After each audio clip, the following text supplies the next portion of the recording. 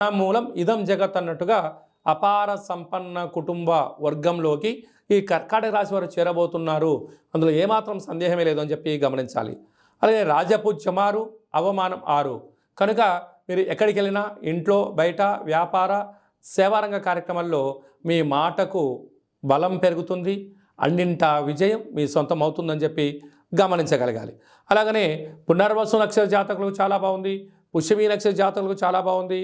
ఆశ్లేష నక్షత్ర జాతకులకు అనగా శ్రావణ మాసం నుండి డిసెంబర్ వరకు మధ్యసున్న కారణం వలన మనోవేదన రోగం బారిన పడే పరిస్థితి అధికంగా ఉంటుంది.